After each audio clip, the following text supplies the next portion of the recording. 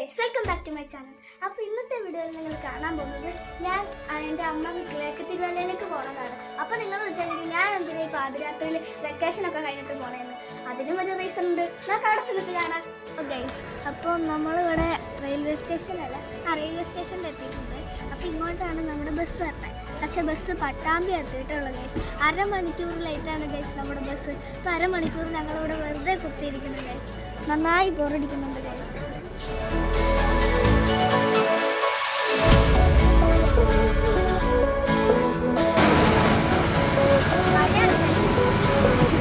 ഞങ്ങളുടെ അമ്മയുടെ വീട്ടിലെത്തിയിട്ട് തിരുവല്ല ഉറക്കം വരെയാണ് ഗൈസ്. ഞാൻ കിടന്ന് ഉറങ്ങിയിട്ട് വരാം ഗൈസ്. അപ്പോൾ ഇന്നലെ ഞാൻ ഒരു റീസണിൻ്റെ കാര്യം പറഞ്ഞില്ലേ, അങ്ങനെ സസ്പെൻസ് ആക്കി വെച്ചിരിക്കുകയായിരുന്നു.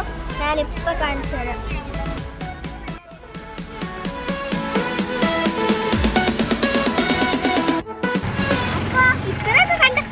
ചിലർക്കെങ്കിലും കുറച്ചൊക്കെ മനസ്സിലായിട്ടുണ്ടാവൂലേ. ഞാൻ കൂടുതൽ വെച്ച് താമസിക്കുന്നില്ല. എൻ്റെ മകൻ പുതിയ കാർ എടുത്തിരിക്കുകയാണ് ഗൈസ്. അതാണ് ഞാൻ നിങ്ങളോട് പറയുന്നത്.